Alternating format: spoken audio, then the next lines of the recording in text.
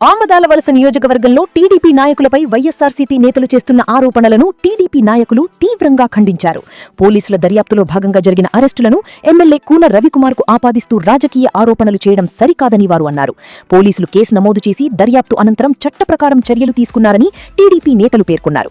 అయితే అరెస్టులకు ఎమ్మెల్యేను బాధ్యుడిగా చూపిస్తూ వైఎస్సార్సీపీ నాయకులు వరుసగా ప్రెస్ మీట్లు నిర్వహించడం ప్రజలను తప్పుదోవ పట్టించేలా ఉందని విమర్శించారు. టీడీపీ నాయకుడు తమ్మినేని విద్యాసాగర్ మాట్లాడుతూ పోలీసుల దర్యాప్తు, అరెస్టుల విషయంలో వాస్తవాలను పక్కన పెట్టి టీడీపీ నాయకులపై ఆరోపణలు చేయడం సరికాదన్నారు. సంబంధిత కేసులో పోలీసులు తమ విధి ప్రకారమే వ్యవహరించారని పేర్కొన్నారు. ఈ కార్యక్రమంలో ఆమదాలవలస టీడీపీ పార్లమెంట్ అధ్యక్షుడు రమేష్, తమ్మినేని విద్యాసాగర్, సంపదరావు మురళి, సనపల దిల్లేశ్వరరావు, కనితి విజయలక్ష్మి, ఎన్ని శ్రీదేవి, సింహ మాధవి, భాస్కరరావు తదితర టీడీపీ నాయకులు పాల్గొన్నారు. తెలుగుదేశం పార్టీ తరఫున నమస్కారాలు తెలియజేస్తున్నాం. మరి పొందూరులో కొంచాడ రావణమూర్తి గారు, బూర్జులో రామారావు గారు, మరి అలాగే సరుబుజ్జుల్లో నాగేశ్వరరావు గారు, మరి అలాగే ఆమదాలవలసలో గురుగుబెల్లి శ్రీనివాసరావు గారు, మరి 4 రకాలైనటువంటి ప్రెస్ మీట్లు అన్నటువంటిది గత 3 రోజులుగా జరుగుతుంది ఆఫ్టర్ ది అరెస్ట్. ఇదేదో పోరాటాలు చేసో, రైతు సమస్యల మీద చేసో, లేదు ఎగిరిస్ట్ వారు ఎగిరేట్టు గవర్నమెంట్ ఏదో వాళ్ళ మీద ఏదో చేసినట్టుగా ఈరోజు అనమాట వాళ్ళందరూ మాట్లాడుతున్నారు. మీరు వెళ్ళినటువంటి జైలుకి వెళ్ళినటువంటి పని ఏమిటి? జైలుకి వెళ్ళినటువంటి పద్ధతి ఏమిటి? ఏ కారణం చేత జైలుకి వెళ్ళారు? ప్రజా సమస్యలపై పోరాటం చేసేసి, ఏదో నువ్వు అంబేద్కర్ రాజ్యాంగం మీద తప్పుడు మాట్లాడారేనో, లేకపోతే నువ్వేదో మంచి కార్యక్రమాల మీద చేసినటువంటిది తెలుగుదేశం పార్టీ రెడ్ బుక్ రాజ్యాంగం చేస్తుంది అనడానికో నువ్వేమీ కాదు. మీరు మాట్లాడడానికి, మీ నాయకుడు మాట్లాడిన దానికి ఇది అంతర్జాతీయ దొంగల ముఠాలాగా, అంతర్జాతీయ దొంగలాగా నువ్వు 5 ఎల్లో కార్లు బోట్లు పెట్టుకొని తిరిగావు. నిజమైనటువంటి అయితే నువ్వు ఎందుకు తిరిగావు? 8 రోజులు 9 ప్రదేశాల్లో నువ్వు వెళ్ళావు. సీసీ ఫుటేజీల్లోనే వచ్చాయి. నేను ఎక్కడికి పారిపోలేదు, నేను చాలా ధైర్యవంతుణ్ణి, నేను ఎక్కడే ఉన్నాను, మీరు మిగతా 20 మందిని వదిలేయండి, నేను 21వ వాడిని వెంటనే వచ్చి మీ దగ్గర లొంగిపోతాను అని చెప్పేసి అన్నటువంటి పెద్ద మనిషివి. బెంగళూరు ఎందుకు వెళ్ళావు? అరకు ఎందుకు వెళ్ళావు? వైజాగ్ ఎందుకు వెళ్ళావు?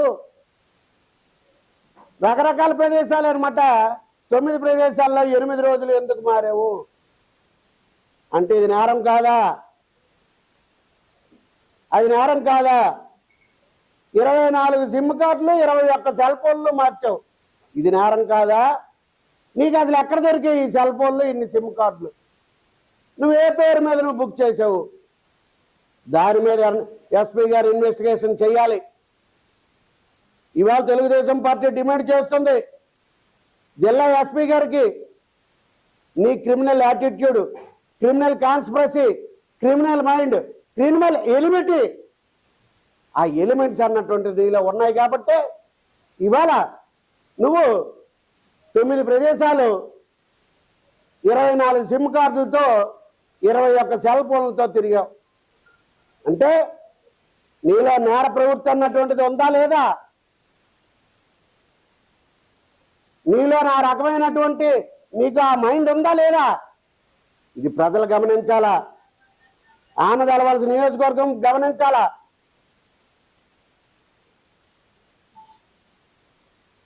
ఇవాళ ఒక కుటుంబంలో ఒక పిల్లనివ్వాలంటే 4 తరాలు అటు 4 తరాలు ఇటు అన్నటువంటిది చూస్తారు.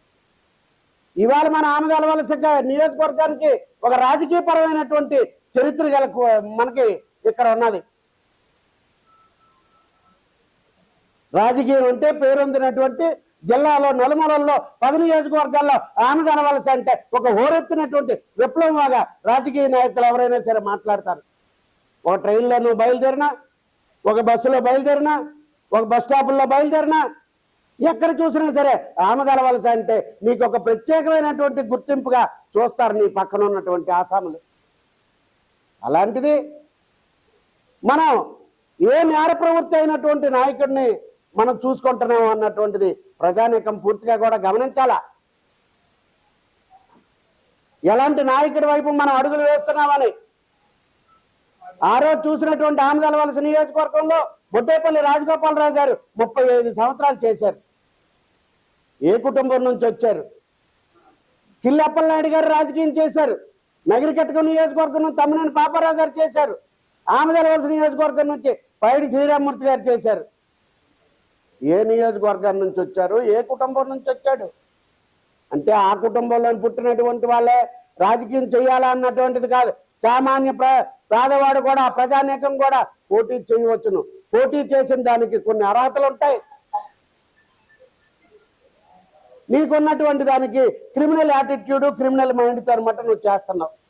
ఇది ప్రజలు గమనించాలా, ఇది ప్రజానీకం చూడాలా. నువ్వు ఏ పరిస్థితుల్లో నువ్వేనమాట 24 సిమ్ కార్డులు అనమాట నువ్వు మార్చి 21 సెల్ ఫోన్లతో నువ్వేనమాట వెళ్ళావు అన్నటువంటిది నువ్వు చూడాలా. నువ్వేమైనా అంతర్జాతీయ దొంగవా? ఇన్ని సిమ్ కార్డులు, ఇన్ని దగ్గరలా, ఇన్ని వైద్యులా మార్చాను, నేను ఎస్పీ గారికే ఛాలెంజ్ చేస్తున్నాను అన్నావు. ఏది నీ క్రియాలిటీ? పెద్ద చదువుకున్నాను నేను, 7వ తరగతిలోని ఫస్ట్, 9వ తరగతిలోని ఫస్ట్, ఇంటర్మీడియట్లోని ఫస్ట్, ఇంజనీరింగ్లోని ఫస్ట్.